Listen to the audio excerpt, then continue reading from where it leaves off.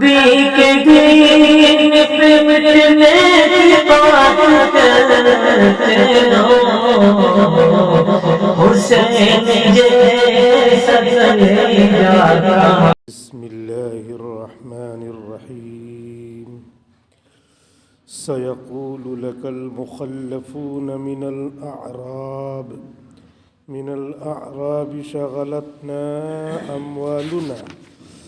أموالنا وأهلنا فاستغفر لنا يقولون بألسنتهم ما ليس في قلوبهم قل فمن يملك لكم من الله شيئا إن أراد بكم ضرا أو أراد بكم نفعا بل كان الله بما تعملون خبيرا بل ظننتم أن لن ينقلب الرسول والمؤمنون إلى أهليهم أبدا وزين ذلك في قلوبكم وظننتم ظن السوء وكنتم قوما بورا ومن لم يؤمن بالله ورسوله فإنا أعتدنا للكافرين سعيرا.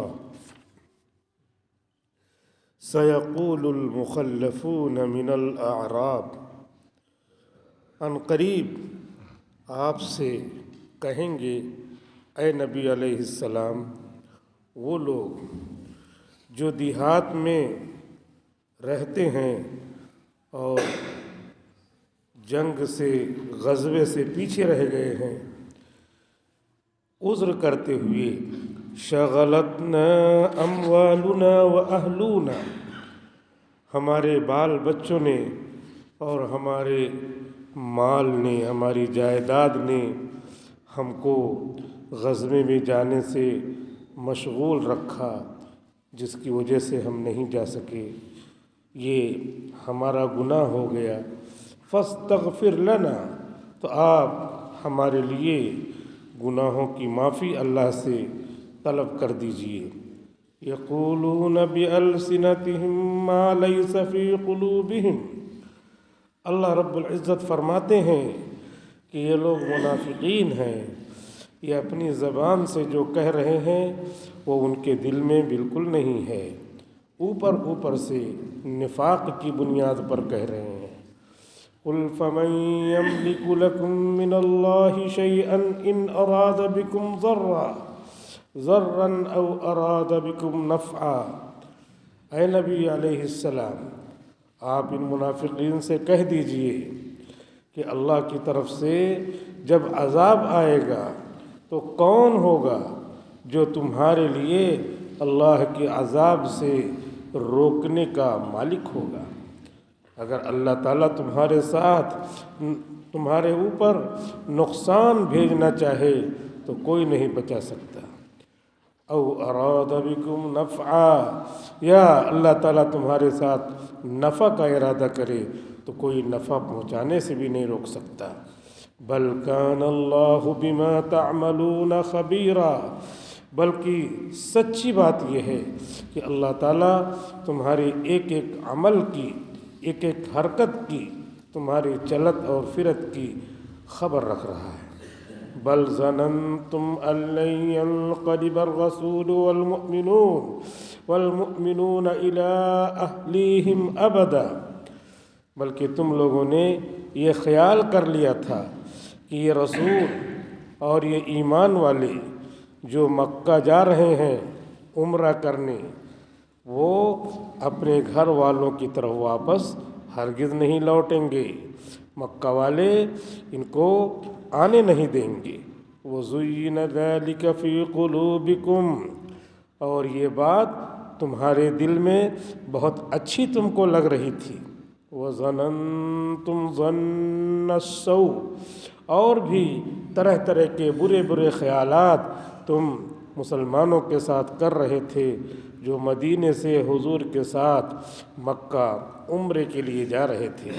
وَكُنْتُمْ قَوْمًا بُورًا، اور حقیقت میں تم ہی لوگ ہلاک و برباد ہونے والے لوگ ہو۔ ومن لم يؤمن بالله ورسوله فإنا أعتدنا للكافرين سعيرا. اور جو اللہ پر اور اس کے رسول حضرت محمد صلی اللہ علیہ وسلم پر ایمان نہیں رکھتا ہے تو ایسے ایمان نہ رکھنے والے کافروں کے لیے ہم نے جہنم کی دہکتی ہوئی آگ تیار کر رکھا ہے. وَلِلَّهِ مُلْكُ السَّمَاوَاتِ وَالْأَرْضِ، اللہ ہی کے قبضے میں ہے آسمانوں کی سلطنت اور زمین کی سلطنت. یغفر لمن یشاء ویعذب من یشاء، اللہ تعالیٰ جس کی مغفرت کرنا چاہتا ہے اس کی مغفرت فرما دیتا ہے، اور جس کو عذاب دینا چاہتا ہے اس کو عذاب دے کر رہتا ہے. وَكَانَ اللَّهُ غَفُورًا رَحِيمًا، لیکن اللہ تعالیٰ بہت بڑی بڑی غلطیوں کو معاف بھی کرتا رہتا ہے اور بندوں پر رحم بھی کرتا رہتا ہے. سَيَقُولُ الْمُخَلَّفُونَ إِذَا انطَلَقْتُمْ إِلَى مَغَانِمَ لِتَأْخُذُوهَا ذَرُونَا نَتَّبِعْكُمْ، تم مکے سے مدینے واپس آ جاؤ گے تو جو تمہارے ساتھ نہیں گئے تھے منافقین وہ کہیں گے جب تم غزوہ خیبر کے لیے یہاں سے نکلو گے تاکہ وہاں جنگ میں مال غنیمت ملے تو تم حاصل کرو، یہ بھی حاصل کریں. کیا کہیں گے؟ ذرونا نتبعکم، ہم مکے تو نہیں جا سکے لیکن ہمیں اپنے ساتھ چلنے دو، ہم خیبر میں جائیں گے اور جنگ کریں گے. یریدون ان یبدلوا کلام اللہ، یہ منافقین چاہتے ہیں کہ اللہ کے حکم کو بدل دیں. اللہ کا حکم یہ ہوا ہے کہ جو آپ کے ساتھ مکہ نہیں گیا تھا اس کو غزوہ خیبر میں شریک ہونے کی اجازت نہیں ہے. قُل لَن تَتَّبِعُونَا كَذَلِكُمْ قَالَ اللَّهُ مِن قَبْلُ، اے نبی ان لوگوں سے کہہ دیجئے تم ہرگز ہمارے ساتھ غزوہ خیبر میں نہیں چل سکو گے، کیونکہ اللہ نے اسی طرح فرمایا ہے کہ ان کو جو مکہ نہیں گئے تھے ساتھ میں لے کر نہیں جانا. فَسَيَقُولُونَ بَلْ تَحْسُدُونَنَا، اللہ تعالیٰ فرماتے ہیں کہ جب آپ ان کو یہ حکم سنائیں گے تو یہ کہیں گے کہ بلکہ تم لوگوں کو ہم پر حسد ہو رہا ہے کہ مال غنیمت ہم نہ پائیں. بَلْ كَانُوا لَا يَفْقَهُونَ إِلَّا قَلِيلًا، بلکہ یہ ایسے لوگ ہیں کہ برائے نام سمجھ رکھتے ہیں، ان کے پاس اندر نفاق ہے جس کی وجہ سے بہت کم سمجھتے ہیں. قُل لِّلْمُخَلَّفِينَ مِنَ الْأَعْرَابِ سَتُدْعَوْنَ إِلَىٰ قَوْمٍ أُولِي بَأْسٍ شَدِيدٍ تُقَاتِلُونَهُمْ أَوْ يُسْلِمُونَ، ان پیچھے رہنے والے دیہاتی منافقین سے کہہ دیجئے کہ تم کو آگے چل کر ایک قوم کی طرف جنگ کرنے کے لیے بلایا جائے گا جو بڑے سخت جنگجو ہوں گے، تو تم ان سے قتال کرنا یا وہ سرنگو ہو جائیں. فَإِن تُطِيعُوا يُؤْتِكُمُ اللَّهُ أَجْرًا حَسَنًا، ان کو بتلا دو کہ اگر تم اس بار اطاعت کرو گے اور جنگ میں چلو گے تو اللہ تعالیٰ تمہیں بہترین اجر و ثواب سے نوازیں گے. وَإِن تَتَوَلَّوْا كَمَا تَوَلَّيْتُم مِّن قَبْلُ يُعَذِّبْكُمْ عَذَابًا أَلِيمًا، اور اگر تم نے منہ موڑا، اعراض کیا جیسا کہ اس سے پہلے مکہ مکرمہ جاتے وقت مدینے سے تم نے اعراض کیا تھا تو اللہ تعالیٰ تم کو دردناک عذاب دے گا. لَيْسَ عَلَى الْأَعْمَى حَرَجٌ وَلَا عَلَى الْأَعْرَجِ حَرَجٌ وَلَا عَلَى الْمَرِيضِ حَرَجٌ، لیکن جو ساتھ میں مکہ نہیں گئے تھے یا غزوہ خیبر میں نہیں گئے تھے اور وہ معذور تھے ان پر کوئی حرج نہیں، کیونکہ نابینا پر کوئی حرج نہیں ہے، لنگڑے پر کوئی حرج نہیں ہے، بیمار پر کوئی حرج نہیں ہے، کیونکہ وہ شرعاً معذور ہیں. وَمَن يُطِعِ اللَّهَ وَرَسُولَهُ يُدْخِلْهُ جَنَّاتٍ تَجْرِي مِن تَحْتِهَا الْأَنْهَارُ وَمَن يَتَوَلَّ يُعَذِّبْهُ عَذَابًا أَلِيمًا، جو اللہ اس کے رسول کی بات مانے گا، پوری زندگی میں تمام باتوں میں اطاعت کرے گا، اللہ اس کی جزا یہ دیں گے کہ اس کو ایسے باغات میں داخل کریں گے جس کے نیچے سے نہریں رواں دواں ہوں گی، اور جو اللہ کے حکم سے اعراض کرے گا تو اللہ تعالیٰ اسے دردناک عذاب دے گا۔ سورۃ الفتح کی تفسیر چل رہی ہے۔ پہلا رکوع مکمل ہو چکا تھا گزشتہ ہفتے۔ اس ہفتے دوسرے رکوع کی تلاوت کی گئی اور اس کا ترجمہ اور مختصر ترجمے کے درمیان میں تفسیر بھی عرض کی گئی، یعنی تفسیری ترجمہ کیا گیا۔ اب ہمیں اس کی تفسیر اور تفصیل سے واقف ہونا چاہیے۔ اللہ رب العزت کے ہاں دو جماعتیں ہیں۔ ایک جماعت ایسی ہے جو دل سے اور زبان سے دونوں سے اللہ کو مانتی ہے، ایسی جماعت کو مومن کہتے ہیں۔ اور ایک ایسی جماعت ہے جو دل سے اللہ کو نہیں مانتی، زبان سے مانتی ہے، اس کو منافق کہتے ہیں۔ جو دل سے اللہ کو نہیں مانتی، زبان سے مانتی ہے، اس کو کہتے ہیں منافق اعتقادی۔ اعتقاد اندر کا، دل کا نہیں ہے، تو یہ لوگ ہمیشہ کے لیے جہنم میں جائیں گے۔ اور وہ جو مشرکین ہیں جو دل اور اوپر دونوں سے نہیں مانتے، اس سے زیادہ یہ خطرناک ہیں۔ اس لیے ان کی سزا اللہ تعالیٰ نے الگ سے بیان کیا ہے کہ ان کو جہنم میں رکھنا ہے، لیکن بالکل تلچھٹ میں، بالکل نیچے۔ ان المنافقین فی الدرک الاسفل من النار، یہ منافقین جو اوپر سے دھوکہ دے رہے ہیں، نماز پڑھنے چلے آ رہے ہیں، روزہ بھی رکھ رہے ہیں، زکوٰۃ وکات تو گم کر دیتے ہیں کیونکہ وہ دکھتی نہیں، دے دیا زکوٰۃ، تو یہ اوپر سے جو منافقین ہیں، اوپر سے اپنے آپ کو مسلمان کہتے ہیں، لیکن دل میں ان کے پورا گندہ بھرا ہوا ہے، کفر بھرا ہوا ہے۔ یہ منافقین اعتقادی کہلاتے ہیں۔ ان منافقین کو اللہ تعالیٰ جہنم کے بالکل نچلے طبقے میں رکھے گا، دا لویسٹ درجہ، سب سے پورٹ فولیو ان کا جو ہوگا وہ بالکل نیچے ہوگا۔ اللہ تعالیٰ نے یہ فرمایا ہے کیونکہ یہ زیادہ خطرناک ہے۔ اور ایک ایسے منافق ہوتے ہیں جو اندر سے بھی ایمان والے ہیں، اوپر سے بھی ایمان والے ہیں، لیکن وہ گناہ کبیرہ کرتے رہتے ہیں۔ مثال کے طور پہ گالی دیا، گالی دینا گناہ کبیرہ ہے۔ زنا کیا، گناہ کبیرہ ہے۔ پکا جھوٹ بولا، سود لیا، جتنے بڑے بڑے گناہ ہیں ان گناہوں کو کرتے ہیں، تو ان کو کہتے ہیں منافق عملی۔ اسی لیے اللہ کے رسول نے ایک حدیث میں فرمایا کہ منافق کی 4 خصلتیں ہیں۔ تو منافق سے مراد وہ منافق جو گناہ کبیرہ کرنے والا ہے، وہ ہم مسلمانوں میں ہیں ایسے منافق، تو ان کو منافق عملی کہتے ہیں۔ تو یہ اذا خاصم فجر، جب جھگڑا کرے تو گالم گلوچ کرے، گالی دینا شروع کر دے، نہیں سمجھ رہا کس کو گالی دے رہے ہیں، مومن کو گالی دے رہے ہیں۔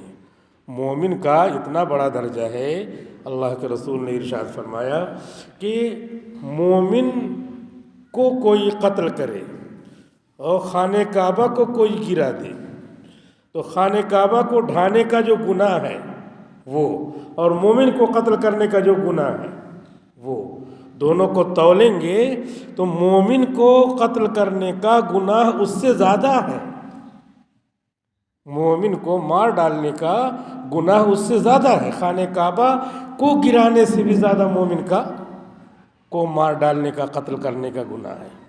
لیکن اب آج ایسی نوبت آ گئی ہے کہ دین سمجھنے کے لیے کوئی تیار نہیں ہے۔ دین جہاں سمجھایا جاتا ہے وہاں خود ہم ٹھیکیدار بن جاتے ہیں دین کے سمجھنے سمجھانے کے۔ تو اس وجہ سے آپس میں کبھی لڑائیاں ہو گئیں، اب لڑائیاں ہو گئی تو منافق عملی ایسے لوگ کہلاتے ہیں جو لوگ اس طرح لڑائیاں کرتے ہیں وہ بھی منافق ہیں، کیونکہ حدیث میں کہا گیا ہے اذا عاہد غدر، جب وعدہ کرے تو وعدہ خلافی کرے تو اس کو کہا گیا ہے منافق، تو یہ منافق ہے۔ لیکن یہ منافق ایسا ہے اس کو اللہ تعالیٰ بخش دیں گے، ایمان اندر ہے، اس کی وجہ سے وہ جنت میں جائے گا اور ہمیشہ جنت میں رہے گا اس ایمان کی وجہ سے۔ لیکن یہ جو اوپر نفاق ہے اس کی سزا بھگتنے کے لیے وہ جہنم میں جائے گا، اور جب تک اللہ کو منظور ہوگا اس کی جتنی سزا اللہ نے مقرر کی ہوگی وہ سزا بھگتنے کے بعد پھر وہ جنت میں آئے گا۔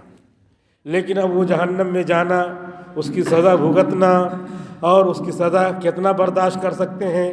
یہاں پر تھوڑی سی آگ لگا دو تو آدمی جل گیا، ڈاکٹر کا علاج ہو رہا ہے، کتنا اس کی جلن ہو رہی ہے بدن میں، کتنا زیادہ انگار محسوس ہو رہی ہے، آگ جیسے جل رہی ہو، پورا بدن جل رہا ہے، دہک رہا ہے، تو کیسے وہ برداشت کرے گا؟ تو ہلکے تھوڑے دیر کے لیے ہے، اور جہاں دنیا کی آگ تو بجھ جاتی ہے، اور دنیا کا عذاب کیا ہے؟ دنیا کی تکلیف تو ختم بھی ہو جاتی ہے، لیکن آخرت والی تکلیف کیا ہے؟ دائمی ہوگی۔ بہرحال اس کی جو تکلیف ہے دائمی کا مطلب یہ کہ مومن ہے تو دائمی تو نہیں، لیکن بڑی خطرناک تکلیف ہوگی۔ جب دنیا میں ہم آگ کو برداشت نہیں کر سکتے تو جتنے دیر کے لیے بھی جہنم میں جانے کو اللہ کا فیصلہ ہوگا وہ جائے گا، پھر وہاں سے ایمان کی برکت سے نکال کر کے لایا جائے گا۔ تو اللہ رب العزت سے ہمیں بہت زیادہ ڈرنا چاہیے کہ ہم کس خانے میں ہیں، کس جگہ ہم ہیں۔ ہم نے اللہ سے ڈرنا چھوڑ دیا ہے، لفظوں میں صرف اللہ سے ڈرتے ہیں، حقیقت میں اللہ سے نہیں ڈرتے۔ اللہ سے ڈرنے کی پہچان کیا ہے؟ علامت کیا ہے؟ دیکھیے حضرت عمر رضی اللہ تعالیٰ عنہ، حضرت عمر رضی اللہ تعالیٰ عنہ کو اللہ کے رسول نے جنت کی خوشخبری دی تھی۔ حضرت ابو بکر کو کہا تھا ابو بکر فی الجنہ، حضرت عمر کو کہا تھا عمر فی الجنہ، حضرت عثمان کو کہا تھا عثمان بن عفان فی الجنہ، حضرت علی کو کہا تھا علی فی الجنہ۔ ان کو جنت کی خوشخبری دے رکھی ہے۔ طلحۃ فی الجنہ، الزبیر فی الجنہ، سعید فی الجنہ، سعد فی الجنہ، عبد الرحمن بن عوف فی الجنہ، ابو عبیدہ بن الجراح فی الجنہ۔ 10 لوگوں کو ایک ساتھ جنت کی خوشخبری دی تھی، اور لوگوں کو بھی جنت کی خوشخبری دی ہے، لیکن ان کو ایک ساتھ دیا ہے، اسی لیے ان کا نام ہے عشرہ مبشرہ۔ 10 لوگ جن کو جنت کی خوشخبری دی گئی، انفرادی طور پر انڈیویجولی الگ الگ بہت سارے صحابہ کو آپ نے جنتی کہا، بیٹھے بیٹھے کہا کہ جس کو جنتی دیکھنا ہو دیکھو فلاں آ رہا ہے، لوگوں نے دیکھا باہر جا کے۔ دوسرے صحابی ان 10 کے علاوہ ایسے بے شمار بہت سارے صحابہ ہیں جن کو جنت کی خوشخبری دی گئی، لیکن ان میں یہ 10 لوگ ہیں عشرہ مبشرہ۔ اس میں حضرت عمر ابن خطاب رضی اللہ تعالیٰ عنہ ہیں جو جنت کی خوشخبری پائے ہوئے ہیں، جنتی ہیں، نبی بول رہا ہے سید الانبیاء، بعد از خدا بزرگ تو یہ قصہ مختصر، اللہ کے بعد اگر سب سے بڑا کوئی ہے تو حضور صلی اللہ علیہ وسلم ہے۔ یا صاحب الجمالی و یا سید البشر من وجهك المنیر لقد نور القمر لا يمكن الصلاة كما كان حقه، بعد از خدا بزرگ تو یہ قصہ مختصر۔ یہ شاہ اسحاق صاحب رحمۃ اللہ علیہ جو شاہ ولی اللہ محدث دہلوی رحمۃ اللہ علیہ کے فرزند ہیں، ان کا یہ شعر ہے، بعد از خدا بزرگ تو یہ قصہ مختصر، کہ اللہ کے بعد اگر سب سے بڑے ہیں تو ہمارے حضور حضرت محمد صلی اللہ علیہ وسلم ہیں۔ سارے نبیوں میں بڑے، سارے جناتوں میں بڑے، سارے انسانوں میں بڑے، سارے فرشتوں میں بڑے، ایسے جتنا بھی آپ ڈیٹیل کہیے مختصر یہی ہے، مختصر بعد از خدا بزرگ، خدا کے بعد اگر کوئی بڑا ہے تو سب سے بڑے ہمارے نبی ہیں۔ نبی کی زبان رسالت مآب سے، زبان تقدس مآب سے یہ بات نکلی ہے صلی اللہ علیہ وسلم کہ عمر جنتی ہیں۔ حضور صلی اللہ علیہ وسلم نے حضرت حذیفہ بن الیمان کو نام لکھوایا تھا کہ فلاں فلاں منافق ہے، لیکن کہا تھا کہ میرے مرنے سے پہلے اس لسٹ کو ڈسکلوز نہ کرنا، ظاہر نہ کرنا، کسی کو بتانا نہیں میری زندگی میں، یہ میرا راز ہے۔ اسی لیے حضرت حذیفہ رضی اللہ تعالیٰ عنہ صاحب اسرار رسول اللہ، اللہ کے رسول کے رازداں کہلاتے تھے۔ تو ایک مرتبہ حضرت عمر رضی اللہ تعالیٰ عنہ گئے اور جا کر کے حضرت حذیفہ سے پوچھا کہ تم کو منافقین کی لسٹ ملی ہے تو راز تو مت افشا کرنا، لیکن کم سے کم یہ بتا دو عمر کا نام تو اس میں نہیں ہے۔ بتائیے، جس کو جنت میں 10 صحابہ کے ساتھ خوشخبری جنت کی ملی ہو، اور اس کے علاوہ بھی لو کان بعدی نبی لکان عمر، اگر میرے بعد کوئی نبی ہوتا تو حضرت عمر ہوتے۔ ڈرنے کا یہ مقام ہے، اور ہم لوگوں کا حال ڈر کا بالکل ختم ہو گیا ہے، اللہ سے نہیں ڈرتے ہیں، نہ آپ نہ ہم لوگوں نے ڈر کو ختم کر دیا۔ ہم لوگ سوچتے ہیں کہ ہم لوگ بہت نیک ہیں، اور اس بہت نیکی میں مسلمان کے پیچھے پڑا ہوا ہے۔ غیر پوری دنیا دیکھ رہی ہے ہم کو کہ ہم کس لائن پر چل رہے ہیں، کس ڈگر پہ چل رہے ہیں، ہم جادے حق پہ چل رہے ہیں یا جادے باطل پہ چل رہے ہیں، پوری دنیا دیکھ رہی ہے۔ اس کے باوجود ہمارا حال یہ ہے کہ ہم حضرت عمر سے بھی زیادہ بڑھے ہوئے لگ رہے ہیں اپنے عمل سے، اپنے قول سے۔ اس لیے ٹھنڈے دل سے غور کرنا چاہیے کہ کہیں ہم ان منافقین میں تو نہیں۔ اللہ کا فضل ہے کہ جن منافقین کا اس میں ذکر ہے وہ منافقین اعتقادی ہیں، اور ہم لوگ الحمدللہ اس نفاق میں نہیں ہیں مسئلے کے اعتبار سے کہ نہیں ہیں، اور ایمان والے ہیں، لیکن جو ڈر کی بات ہے، جو حکم کی بات ہے، عمل کی بات ہے کہ ایک مسلمان بے دریغ دوسرے مسلمان کو قتل کر دے رہا ہے، اور اس کو کوئی خوف نہیں، اس کو یہ خوف نہیں کہ خانہ کعبہ کو ڈھا دیا، خانہ کعبہ کو ڈھانے سے بڑا گناہ کیا، نہیں، کچھ نہیں، بس اپنی شان میں شیطان لگا ہوا ہے، شیطان بہکا رہا ہے، اور شیطان کے بہکاوے میں آ کر کے کچھ بھی کر لے رہے ہیں، سمجھ رہے ہیں کہ ہم ہی سب سے بڑے دین کے ٹھیکیدار ہیں، دین کو جاننے والے ہیں۔ حالانکہ دین کو جاننا تو بہت باقی ہے، بہت زیادہ چیزیں ابھی ہم کو سیکھنا ہے۔ جیسے جیسے سیکھتے جائیں گے ویسے ویسے خوف خدا پیدا ہوتا جائے گا۔ نماز جماعت کھڑی ہوئی ہے، جماعت کھڑی ہوئی، آئے رکوع میں جا رہے ہیں، امام صاحب رکوع میں چلے گئے، ہم آئے اللہ اکبر کہہ رہے ہیں، اور اس کے بعد ثنا پڑھ رہے ہیں۔ اب ثنا نہیں پڑھنا ہے، یہ سیکھنا ہے ہم کو۔ ابھی تک بہت دن ہو گیا کتنے لوگ بازو میں ثنا پڑھتے رہتے ہیں، حالانکہ ثنا پڑھنا سنت ہے، اور اب امام کی اتباع کرنا واجب ہے، اور اس رکوع میں امام صاحب کے ساتھ چلے جائیں گے تو اپنی رکعت بھی مل جائے گی۔ لیکن اب وہ نہیں جانکاری ہے تو ثنا پڑھ رہے ہیں، 10 سال سے پڑھ رہے ہیں، بازو میں ہیں، اگر بتا دیا تو بتا دیا، نہیں بتایا تو ویسے ہی، کیونکہ ہم کو فکر نہیں ہے سیکھنے کی، جاننے کی۔ تو جب جاننے اور سیکھنے کی فکر نہیں ہے تو ایسے مسئلہ چلتا رہتا ہے۔ اس کے بعد ثنا پڑھ رہے ہیں، اپنا رکوع چھوٹ گیا، رکعت بھی چھوٹ گئی، چلے گئے۔ تو اس طریقے سے سیکھنے کی ضرورت ہے کہ ہم آئے، امام صاحب رکوع میں ہیں تو اللہ اکبر کھڑے ہونے کی حالت میں کہیں، اور اس کے بعد کھڑے ہو کر کے ہم نے اللہ اکبر کہہ دیا، چاہے یہ ہاتھ باندھا بھی نہیں، لیکن کھڑے ہو کر کے ہم نے اللہ اکبر کہہ دیا۔ باندھنا سنت ہے، باندھنے میں کوئی ٹائم بھی نہیں لگتا، اللہ اکبر، اور اس کے بعد کھڑے ہونے کی حالت میں کہنے کے بعد بغیر ثنا پڑھے ہوئے رکوع میں چلے جائیں۔ امام کے ساتھ رکوع میں ہم نے سبحان اللہ ایک مرتبہ تسبیح کے بقدر امام کے ساتھ ہم شامل ہو گئے تو ہم کو وہ رکعت مل گئی، گویا کہ رکوع میں ہم شامل ہو گئے، یہ ہو گیا۔ تو اس طریقے سے یہ ہے۔ کتنے لوگ ایسے ہیں آئے اللہ اکبر کہتے ہوئے رکوع میں جاتے ہیں، تو جو اللہ اکبر کہتے ہوئے رکوع میں جاتے ہیں وہ نماز میں شامل ہی نہیں ہوئی، کیونکہ یہ جو تکبیر تحریمہ ہے اللہ اکبر، اس کو کھڑے ہونے کی حالت میں کہنا ضروری ہے، اور جو اللہ اکبر کہتے ہوئے جاتے ہیں وہ تکبیرات انتقالیہ ہے، یعنی یہاں سے یہاں منتقل ہونا، جانا، یہاں سے یہاں جانا، سجدے سے اٹھنا، اس کا نام ہے تکبیرات انتقالیہ، کہ ادھر سے ادھر منتقل ہو رہے ہیں، اٹھ رہے ہیں، بیٹھ رہے ہیں، جا رہے ہیں، آ رہے ہیں، تو وہ تکبیرات انتقالیہ ہو گئی جو سنت ہے۔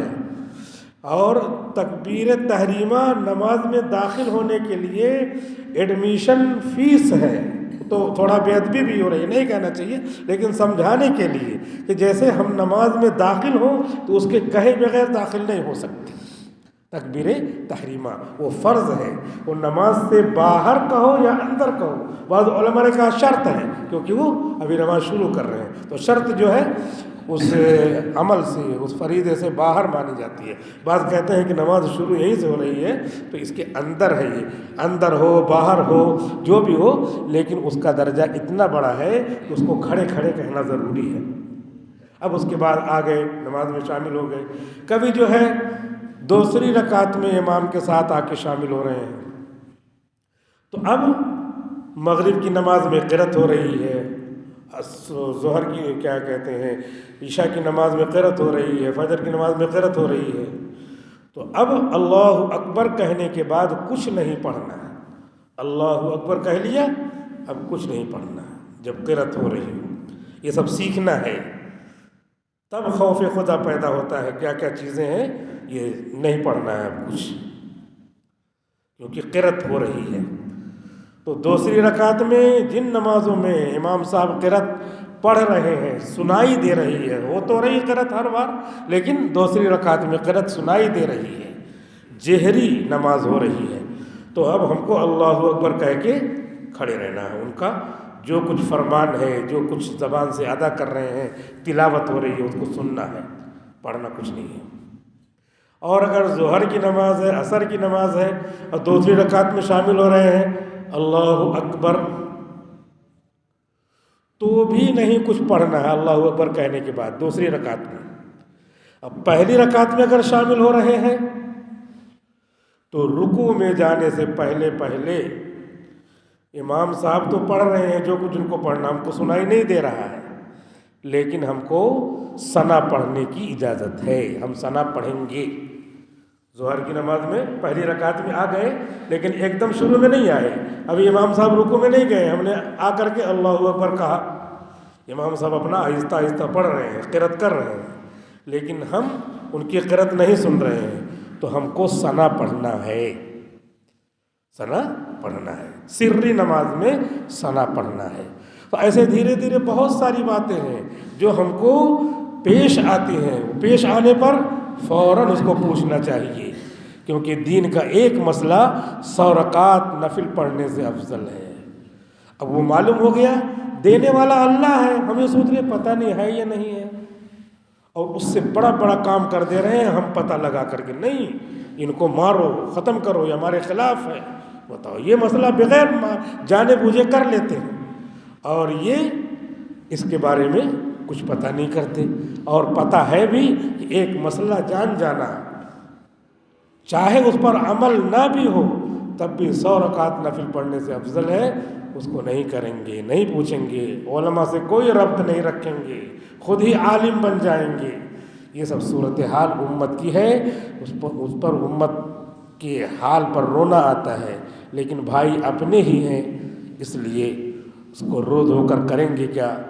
جہاں تک سیکھنا سکھانا ہو سکتا ہے سیکھنا سکھانا ہو جائے، اللہ کے دربار میں روئیں، دعا کریں کہ اللہ رب العزت ہماری ان بھائیوں کو سمجھ عطا فرمائے کہ اس طریقے کی چیزیں ہیں جن کو ہمیں چلتے پھرتے سیکھتے رہنا ہے، اور سیکھتے سیکھتے دنیا سے چلے جانا ہے، چلتے چلتے سیکھتے رہنا ہے. ہمیشہ حضرت امام ابو یوسف رحمۃ اللہ علیہ کے بارے میں ہے، اور بعض کہتے ہیں امام محمد رحمۃ اللہ علیہ کے بارے میں ہے کہ آخری وقت ہے اور انتقال ہو رہا ہے. ایک صاحب آئے، ان سے کہہ رہے ہیں کہ اچھا یہ بتاؤ مسئلہ کہ ہم کو رمی کرنا ہے، پہلا شیطان، دوسرا شیطان، تیسرا شیطان، تو اس کو سوار ہو کر کے ہم کو کنکری مارنا ہے یا پیدل کنکری مارنا ہے. تو وہ صاحب نہیں بولے کچھ، تو انہوں نے فرمایا کہ دیکھو وہ شیطان جس کے بعد دوسرا شیطان آ رہا ہو، وہ رمی کی جس کے بعد دوبارہ رمی کرنی ہو، اس کو پیدل کیا جائے گا، اور جس کے بعد آخری رمی ہو اس کے بعد اپنے کو واپس آنا ہے، اسے سوار کرنا ہے پھر واپس آنا ہے. یہ مسئلے مسائل ہیں. کسی نے کہا کہ حضرت آپ اتنا بیمار ہیں اور اس میں کیوں پڑے ہوئے ہیں؟ تو انہوں نے کہا کہ یہ مسئلے مسائل سیکھنا یہ آسان عبادت ہے، 100 رکعت کہاں پڑھ پائیں گے ہم، اور یہاں اس مسئلے کا ذکر کیا، بتایا ہم نے، تو جو سیکھ رہا ہے اس کو 100 رکعت، اور جو الدال علی الخیر کفاعل، جو ان کو بتلا رہا ہے اس کو بھی 100 رکعت نفل پڑھنے کا ثواب، اس لیے بتا رہے ہیں۔ اور اس کے بعد پھر یہ مل کر کے گئے، باہر نکلے تھے دروازے کے کہ رونے کی آواز آئی گھر میں عورتوں کی، کیا پتہ چلا کہ امام صاحب کا انتقال ہو گیا۔ مرتے مرتے نزع کی حالت میں جب تک ہوش حواس ہے علم دین کو سیکھ رہے ہیں، سکھا رہے ہیں، تو جب تک سیکھنا سکھانا رہے گا تب تک یہ امت خیر میں رہے گی۔ حضور صلی اللہ علیہ وسلم نے ارشاد فرمایا، الزیادۃ فی العلم خیر من الزیادۃ فی العبادۃ۔ مشکات شریف کی حدیث ہے کہ علم میں اضافہ، دین کی معلومات میں اضافہ کرنا عبادت میں اضافہ کرنے سے بہتر ہے، افضل ہے۔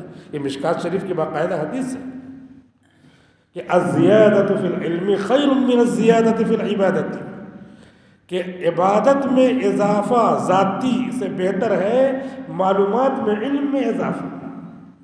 میں نے آپ حضرات سے عرض کیا تھا اسی لیے کہ ہر مسلمان کو جو دینی کام اس کو کرنا ہے، نماز پڑھنا ہے نماز کے بارے میں معلومات، روزہ رکھنا ہے روزہ رکھنے کے بارے میں معلومات، حج کرنا ہے حج کرنے کے بارے میں معلومات، زکوٰۃ دینا ہے زکوٰۃ دینے کے بارے میں معلومات، جو فرائض ہیں اور جو کرنا رہتا ہے ان چیزوں کے بارے میں معلومات کے لیے ایک آدھ کتاب ہمیشہ اپنے پاس رہے، اردو میں، ہندی میں، گجراتی میں، مراٹھی میں، جس لینگویج میں چاہیں، انگریزی میں رہے، اپنے سرہانے روزانہ سوتے وقت آدمی سوئے گا ہی تو 2 صفحہ 3 صفحہ آدھا صفحہ 1 صفحہ جتنا توفیق ہو پڑھتا جائے گا، اور اس طرح علم حاصل کرے گا۔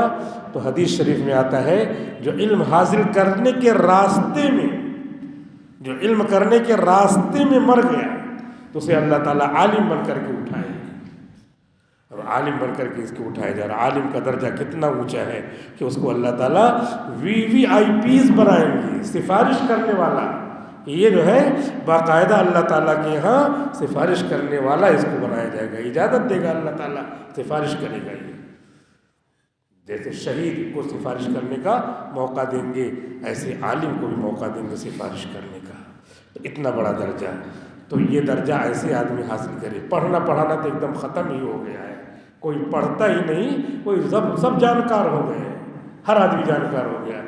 موبائل اس میں ایجاد ہو گیا ہے تو موبائل لے کر کے پتہ نہیں کیا کھٹ پٹ کرتے رہتے ہیں۔ ٹھیک ہے موبائل استعمال کرو، اس میں موٹی موٹی 20 جلدوں کی کتابیں آ جاتی ہیں۔ اللہ نیتوں کو جانتا ہے، ان اللہ لا ينظر الى صورکم ولا الى اجسامکم ولکن ينظر الى قلوبکم واعمالکم۔ اللہ تعالیٰ تمہاری شکلوں کو، تمہارے بدن کو نہیں دیکھتے، تمہاری نیتوں کو اور اعمال کو دیکھتے ہیں۔ تم اسی میں کتاب لوڈ کر لو، اسی میں پڑھو، کہ اپنا ٹائم نہیں برباد کرنا ہے۔ Time is very precious, time is money, وقت بہت قیمتی ہے، اس قیمتی وقت کو ہمیں ضائع نہیں کرنا ہے۔ علامہ شبلی نعمانی رحمۃ اللہ علیہ نے ایک عجیب واقعہ سنایا ہے۔ انہوں نے کہا کہ میرے زمانے میں ایک مرتبہ پانی کے جہاز میں ہم لوگ جا رہے تھے، تو پانی کے جہاز میں سب لوگ بیٹھے ہوئے تھے، اچانک کیا ہے یہ اطلاع آئی کہ اس کا انجن خراب ہو گیا ہے، اس کا انجن خراب ہو گیا ہے۔ تو کئی جو ہے جہاز چلانے والے سیلر ہوتے ہیں، 2-3 ہوتے ہیں، جیسے اس میں بھی پائلٹ ایئر کرافٹ میں ہوتے ہیں، ایسے اس میں بھی ایک آدھ 2-3 ہوتے ہیں، وقت ضرورت کام آئے، اور سامان بھی رکھا رہتا ہے۔ تو ادھر پورے جہاز میں شور ہو گیا کہ جہاز اب اور تب ڈوب جائے گا کیونکہ انجن خراب ہو گیا ہے، اور جو ہے کپتان بہت پریشان ہے۔ پورے جہاز میں سب ادھر دوڑ رہے ہیں، ادھر دوڑ رہے ہیں، ادھر بھاگ رہے ہیں، ادھر بھاگ رہے ہیں، سب پریشان ہیں کہ اب ڈوب گیا تب کیا ہوگا۔ ظاہر سی بات ہے اپنی کیفیت ہم محسوس کریں، ہم بھی اگر وہاں ہو تو کیا ہوگا، کہ اب کیا ہوگا، اب تو گئے۔ علامہ شبلی نعمانی بھی اسی جہاز میں ہیں۔ علامہ شبلی کہتے ہیں کہ میں بھی اس جہاز میں ہوں، تو ہم لوگوں نے 2-3 لوگوں نے سبھی لوگوں نے ہر آدمی افراتفری میں ہے، لیکن جس کی بھی نظر پڑی ہوگی ہم نے دیکھا کہ ایک انگریز ہے وہ آرام سے بیٹھا ہوا ہے اور مطالعہ کر رہا ہے ایک کتاب کا مطالعہ کر رہا ہے۔ تو سب تو پریشان ہیں، کیا ہوگا کیا نہیں ہوگا۔ وہ لوگ اپنا کوشش کر رہے ہیں کہ انجن کیسے بھی بن جائے، لیکن یہ نہیں بنا تو سب گئے، جان سے ہاتھ دھو بیٹھیں گے۔ تو اس سے آ کے پوچھا کہ آپ کو معلوم ہے کیا حادثہ پیش آیا ہے، آنے والا ہے؟ ان لوگوں نے سوچا کہ ہو سکتا ہے نہ معلوم ہو، تو اتنے اطمینان سے بیٹھے ہیں، بتا دیں، پوچھے ذرا۔ تو کہنے لگے ہاں معلوم ہے۔ کہا کیا معلوم ہے آپ کو؟ کہا یہی معلوم ہے نا کہ جہاز کا انجن خراب ہو گیا ہے اور ابھی ڈوب جائے گا۔ کہہ رہے آپ اتنے اطمینان سے بیٹھے ہوئے ہیں۔ تو اس انگریز نے کہا کہ 5-10 منٹ جتنے میں بھی جہاز ڈوبے گا، میں سوچ رہا ہوں اتنا ٹائم کیوں برباد کروں، اتنے میں مطالعہ کر لوں۔ علامہ شبلی لکھتے ہیں کہ یہ سن کر کے ہماری ہوائیاں اڑنے لگی کہ ہم جو دین اسلام کے ٹھیکیدار، جس میں کہا گیا ہے جوانی کو بڑھاپے سے پہلے غنیمت سمجھو، بیماری سے پہلے صحت کو غنیمت سمجھو، مرنے سے پہلے زندگی کو غنیمت سمجھو، فراغت کو مشغولیت سے پہلے غنیمت سمجھو، ان کا حال یہ ہے کہ پریشان ہے ادھر سے ادھر۔ اور یہ جو دین اسلام کو نہیں مانتے وہ 10 منٹ کہہ رہے ہیں، 10 منٹ کم سے کم اپنے وقت کو تو کام میں لے آئیں، وہ جو ہوگا اس کے بعد ہوگا۔ خیر 10 منٹ نہیں، اس کے بعد پھر جہاز کا انجن بن گیا، کیسے بھی لوگ سب بچ گئے، واپس آئے، سفر مکمل ہوا۔ مولانا شبلی نعمانی بھی آئے، نہیں آئے ہوتے تو یہ واقعہ کیسے لکھتے، تو انہوں نے کہا کہ ہم لوگ بچے۔ پھر میں نے یہ اپنا واقعہ لوگوں کو بتلایا اور کتاب میں لکھا کہ دیکھو ایسے لوگ ہوتے ہیں۔ تب ان لوگوں نے وقت کی قدر کرنے کی وجہ سے عجیب چیزیں ایجاد کر دی۔ ریڈیو ٹیلی ویژن پہلے ایجاد کیا، ٹیلی کے معنی دور کے ہوتے ہیں، ویژن معنی دیکھنا، دور کی چیزوں کو دیکھتے تھے پردے پر، تو وہی بہت تعجب خیز چیزیں تھیں۔ اب کیا ہے، اب یہ کہ موبائل آ گیا، موبائل بغیر وائر کے چل رہا، کیا کیا چیزیں اس میں ہیں۔ ابھی تو چیٹ GPT آ گیا ہے، جو چاہو اس میں سوال کرو جواب دیتا ہے۔ کیا ہے ان لوگوں نے ایجاد کر لیا جنہوں نے وقت کی قدر کی، لیکن اس کے باوجود بھی ہم تو ایک موضوع کے لیے ان کو کہہ رہے ہیں، بقیہ یہ ہے کہ ان کا اتنا وہ نہیں ہے، وہ تو سب دنیا ہی میں رہ جائے گا۔ ہم جو کام کر رہے ہیں الحمدللہ وہ آخرت کے لیے کر رہے ہیں، لیکن بات اس پہ ہے کہ انہوں نے قدر کیا وقت کی، تو دنیاوی چیزیں صحیح لیکن کتنی قیمتی چیزیں ایجاد کر دی۔ جنگی پیمانے کی چیزیں دیکھیے، کیا کیا چیزیں، جنگ، بیٹھے ہیں کمرے میں، بیٹھے ہیں کمپیوٹر چلا رہے ہیں، لڑائی ہو رہی ہے، کمپیوٹر سے لڑائی ہوتی ہے آج کل، کمرے میں بیٹھے رہتے ہیں اور اس کے بعد پھر کہاں پہ میزائل گر رہا ہے، کہاں پہ کر رہا ہے، سب ہو رہا ہے اور اپنے کمرے میں بیٹھے ہوئے۔ آج کل لڑائی اس طرح ہو رہی ہے، یہ نالج کی دنیا ہے، علم کی دنیا ہے، سائنس کی دنیا ہے۔ اس طرح لوگوں نے اپنے وقت کی قدر کی اور قدر کر کے اپنا علم بڑھایا۔ اور ہمارے بزرگوں نے کہا تھا کہ 6 باتوں میں علم و ذکر کو بھی یاد رکھنا، بس علم کو جہل سے بدل کر کے ایک مسلمان ہی کو مارنے لگا ہے۔ کچھ نہیں سمجھ رہا کہ خانہ کعبہ کو میں ڈھا رہا ہوں یا میں مسلمان کو مار رہا ہوں، کیا کر رہا ہوں یہ نہیں سمجھتا۔ علم کے سے ہم کورے ہو گئے ہیں، جاہل ہو گئے ہیں۔ جن لوگوں نے علم کو پڑھا ان لوگوں نے پوری دنیا پہ احسان کیا، اور احسان کر کے چلے گئے۔ ان کی نیتیں ٹھیک نہیں تھیں، ان کی نیتیں اتنا ہی تھی کہ دنیا والوں کو فائدہ پہنچائے، دنیا والوں کو فائدہ پہنچا دیا۔ اگر وہ اللہ رسول تک پہنچ جاتے تو ان کو اور نفع ہوتا، وہ ہمیشہ کے لیے جنتی ہو جاتے۔ اللہ تعالیٰ سے دعا کرتے ہیں کہ اللہ تعالیٰ ہم کو جن منافقین کا اس میں ذکر ہے ان کی خصلتوں سے ہمیں بچائے، اور نفاق اعتقادی کے ساتھ نفاق عملی سے بھی بچائے، اور ایسا مومن بنائے جیسے صحابہ تھے کہ قول کے پکے، دل کے سچے، عمل کے پختہ، اور مصائب کا کوہ گراں آ جائے، مصائب کا کوہ آتش فشاں آ جائے، لیکن وہ ایمان کے نغمے گانے والے اور ایمان کی نغمگی سریلی آواز میں مست رہنے والے، کہ صبح کو اٹھیے، تو تہجد کے وقت قرآن کی تلاوت ہو رہی ہے، قرآن پورے موسم میں، پورے آب و ہوا میں، پورے ماحول میں اس کی تلاوت کی آواز گنگنا رہی ہے۔ حضور اٹھ رہے ہیں، دیکھ رہے ہیں حضرت عمر تلاوت کر رہے ہیں 2 بجے، پھر آگے بڑھ رہے ہیں تو دیکھ رہے ہیں حضرت ابوبکر تلاوت کر رہے ہیں، پورا مدینہ تلاوت میں گونجا ہوا ہے۔ حضور بھی آ کر کے تلاوت کرنے لگے، تہجد پڑھی، نماز پڑھی۔ پھر صبح پوچھا حضرت ابوبکر سے کہ ابوبکر میں تمہارے مکان کے پاس سے گزرا تھا، آج میں گشت لگا رہا تھا، دیکھ رہا تھا کہ کون کتنا عمل کر رہا ہے، تم قرآن کی تلاوت کر رہے تھے، بہت آہستہ آہستہ لیکن کر رہے تھے۔ حضرت ابوبکر نے فرمایا اللہ کے رسول میں اللہ کو سنا رہا تھا، اللہ کوئی گنگا بہرا نہیں ہے، وہ تو سب چیزیں سنتا ہے، سر و اخفا، پوشیدہ اور اس سے بھی زیادہ پوشیدہ سنتا ہے۔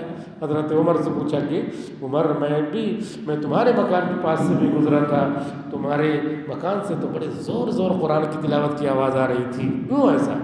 حضرت عمر نے کہا اللہ کے رسول میں شیطان کو بھگا رہا تھا، اس ادھر سے نہ شیطان آئے نہ میری آواز سنے گا تو نہیں آئے گا، اور جو سو رہے تھے ان کو جگا رہا تھا کہ اٹھو تہجد کی نماز پڑھو، کیا پڑھے ہو، ہمیشہ تو قبر میں سونا ہی سونا ہے، اٹھو۔ حضور نے فرمایا بہت اچھا، دونوں کی دلیلیں بہت اچھی، لیکن پوچھ پوچھ کر کے کرنا چاہیے۔ میں اس وقت سب سے بڑا ہوں اللہ کے بعد، اے ابوبکر تم اپنی آواز کو تھوڑا اونچی کر دو اور تھوڑا سا اور بلند آواز سے تلاوت کرو، اے عمر اپنی آواز کو تھوڑا پست کر دو۔ یہ ہے دونوں حضرات بڑے بڑے عالم، لیکن ان سے بڑا عالم موجود ہے تو پوچھ کر کے حضور نے فرمایا اس طرح عمل کرو گے تو شریعت پر محفوظ رہو گے، چلتے رہو گے، اور ایسے عمل نہیں کیا تو خطرہ ہے۔ اللہ رب العزت سے دعا کرتے ہیں کہ اللہ امت کو تمام طرح کے خطرات سے محفوظ رکھے۔ وآخر دعوانا الحمدللہ رب العالمین۔